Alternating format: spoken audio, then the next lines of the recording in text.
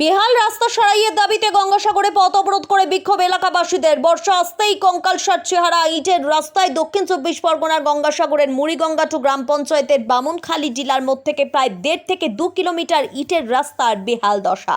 রাস্তার একাধিক জায়গা খানাখন্দে ভরা, যার জেরে সাধারণ মানুষ থেকে শুরু করে স্কুল কলেজ পড়ুয়া কেউই যাতায়াত করতে পারে না ওই রাস্তা দিয়ে। এমনকি ওই রাস্তা দিয়ে যেতে গিয়ে পড়ে গিয়ে একাধিক দুর্ঘটনা ঘটেছে। এলাকার মানুষের দাবি, বিষয়টি নিয়ে বারে বারে স্থানীয় জনপ্রতিনিধি থেকে প্রশাসনকে জানিয়েও কোনো ফল হয়নি। এমনকি সেই খবর সম্প্রচার করতে গেলেও সংবাদ মাধ্যমের উপর চড়াও হয় বেশ কিছু সক্রিয় তৃণমূল কংগ্রেসের কর্মীরা, যাতে ক্ষিপ্ত হয়ে ওঠে এলাকার মানুষ। অন্যথায় তারা পথ অবরোধ করে বিক্ষোভ দেখাতে থাকে। ঘটনার খবর পেয়ে ঘটনাস্থলে পৌঁছায় সাগর থানার পুলিশ প্রশাসন। বিক্ষোভকারীদের আশ্বস্ত করে পাশাপাশি জেলা পরিষদ সদস্য সন্দীপ কুমার পাত্র, পঞ্চায়েত সমিতির সভাপতি সাবিনা বিবি ঘটনাস্থলে গিয়ে রাস্তা সারাইয়ের আশ্বাস দিলে ওঠে পথ অবরোধ। তবে বিষয়টা নিয়ে নিন্দার ঝড় তুলেছে বিজেপির পক্ষ থেকে জানানো হয়, রাস্তা নিয়ে তারা একাধিকবার প্রশাসনকে জানিয়েছে, কিন্তু কোনো ফল হয়নি।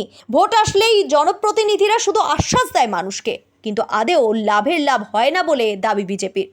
তবে বিষয়টা নিয়ে দক্ষিণ 24 পরগনার জেলা পরিষদ সদস্য তথা গঙ্গাসাগর বকখালি উন্নয়ন পর্ষদের ভাইস চেয়ারম্যান সন্দীপ কুমার পাত্র জানিয়েছেন, ইতিমধ্যেই বিষয়টি নিয়ে মন্ত্রী সাহেবের নির্দেশ রয়েছে, যত শীঘ্রই সম্ভব ওই রাস্তার কাজ শুরু করা হবে। অরিজিনালি রাস্তাটা পথশ্রী প্রকল্পের আন্ডারে ছিল, 3.5 কিলোমিটার দীর্ঘ ছিল। তা সেটা পথশ্রী প্রকল্পটা পথশ্রী 4 এই প্রকল্পটা ফেলিওর হয়, বাস্তবায়ন হয়নি।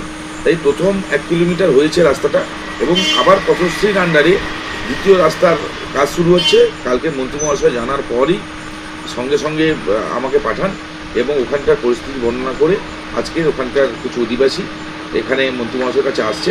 যত দ্রুততার সঙ্গে সম্ভব ওই রাস্তা যাতে কংক্রিটের রাস্তায় পরিণত হয়, তার জন্য সদ্য মন্ত্রী বঙ্কিমচন্দ্র হাজরা মহাশয় ব্যবস্থা নেবেন।